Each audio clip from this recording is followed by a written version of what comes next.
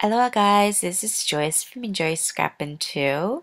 Today I'll be making this Halloween post-it note holder for my daughter's teachers.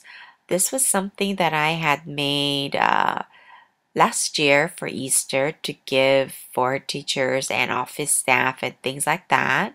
So I want to kind of make the similar design because this is a very simple design and you can mass produce it. And for this year, I'm really behind and I'm basically making these gifts the night before Halloween. So I'm really behind. And because of that, I wanted to simplify the design, but yet I didn't know at this point how I was going to make it. But I did pull out some stamp sets that maybe I was going to use. And these are all Gerda Steiner Designs stamps. Some are Halloween stamps, fall stamps, and some are just regular stamps. So I have this chipboard here. I believe it's maybe a medium weight to a thick weight chipboard that I had cut to 4 by 4 and also cut the paper as well as 4 by 4. So I'm using this Yes paste. It's like a really thick glue, and I'm going to use that to attach my pattern paper to the chipboard. Uh, you can also use a matte medium if you have, because these type of adhesive don't wrinkle the paper. And so I really wanted these papers to be stuck on there really good. So now I have these orange post-it notes, and I'm still debating what stamp I want to use, and I'm debating if I want to use the hippo or the cat and the pumpkin, and I decided that I wanted to use this monster.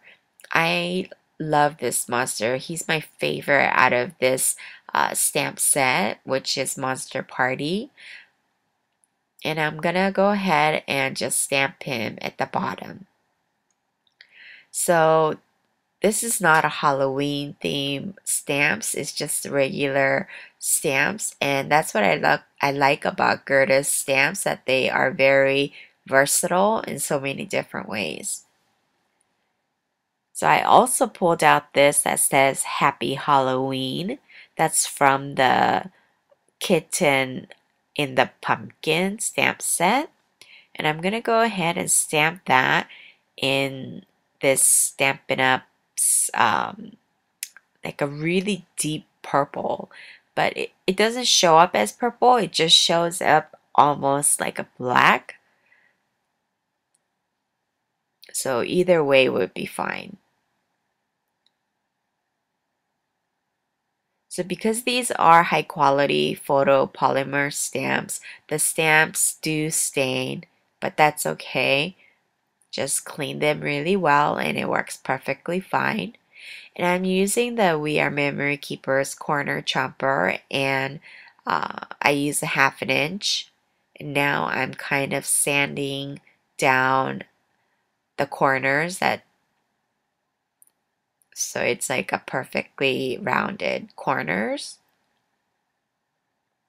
And then I grabbed this Ranger's black soot distress ink, and I'm distressing the edges of this chipboard piece. So again, now I'm deciding how I want to decorate the back, and I pulled out, I'm distressing this piece as well, and as you can see, I have a binder clip, and I'm going to use the same pattern paper on that as well to match the back of the chipboard. So I brought out the Judikins Black Diamond Embossing Powder. I really like this black powder. It's like glittery. And I grabbed a spider web stamp here. This is again an older Stampin' Up stamp set. I think this was my favorite stamps that came out that year. I use it quite often. Now I'm embossing the spider web onto this back piece. And I use a powder tool a lot on it because I wanted to make sure the distress inks were completely dried, because distress inks do dry a little bit slower, and I didn't want the back embossing powder all over the edges. So I'm going to go ahead and heat set this, making sure that my heat gun is really hot.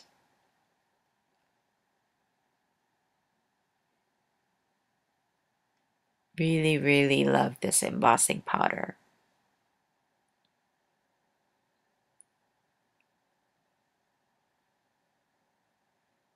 So now that I have that,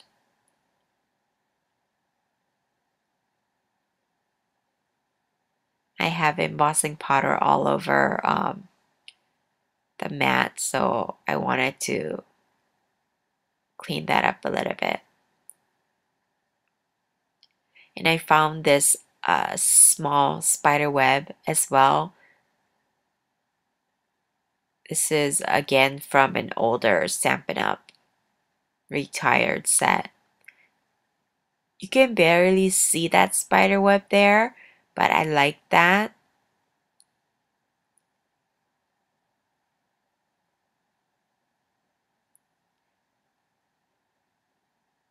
Now I'm going to use score tape to attach these pattern paper to the binder clips. I want to use a very strong adhesive so that it doesn't come off. And then I also stamped "You Are Rawsome," and I put some glitter on that, as well as the Happy Halloween that's on the post-it. So I want to go ahead and color the monster. And I'm using the Faber-Castell's metallic pencils.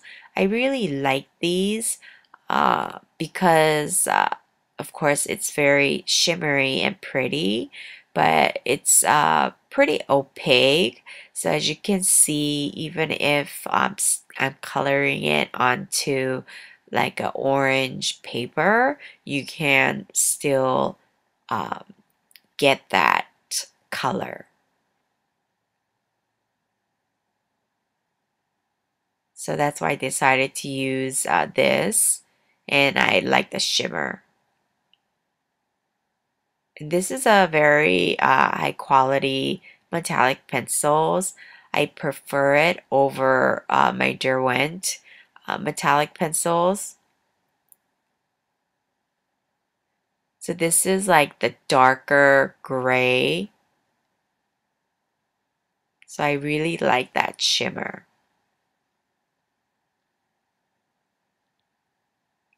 And then I grabbed the coral red and then colored his horn. And then grabbed the silver and gave him some ground. So I completed both of the post-it notes. I colored it. I also cut out a tag using a tag punch and added some stamped piece that I cut out. And I also put some white stitching on it. And now I'm grabbing these. This is such a beautiful ribbon. This is from Paper Temptress, and I'll leave the links in the description below. It's absolutely gorgeous. This is like one of my favorite ribbons. So I want to kind of tie a little bit of the ribbon on the top so that when the teachers take these out to use it, it won't be so plain looking. And I'm also adding some confetti because I'm going to bag it up. I chose out some gold confetti as well as some clear iridescence, and I'm just sticking that in there. And then I put it all in this clear cellophane bag. In here I have this string. I believe this is a yarn. You can use a baker's twine or embroidery thread, and I wanted to use this because this was thick and I wanted some black. So I just put that onto my tag, and I'm going to, once I tie the bag, I want that tag to be on the front. And in the back, I just wrote a little note. And this is, again, the Paper Temptress bow. I've shared this when I got this. This is a pull tie bow. So you don't have to make your own bow. All you have to do is just pull it. And it's just really great. So I also put that into my tag, and I'm going to go ahead and just tie it around the bag. And as you can see, it's a very pretty bow that's already pre-made. So I'm just fixing it. So I wanted the purple to match the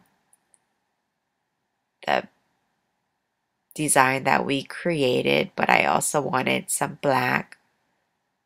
And I'm going to cut everything else off. So these are the two that I made on camera, and off camera I made another 4 of them. So I made 6 total. These are very easy to make, so I'll probably be making more for Christmas, something simple to give for gifts. I thank you guys so much for stopping by. And if you like this video, please give a thumbs up and hit that subscribe button. And here are some close-up photos. Super cute. Thank you so much for stopping by, and I'll see you next time. Thanks. Bye.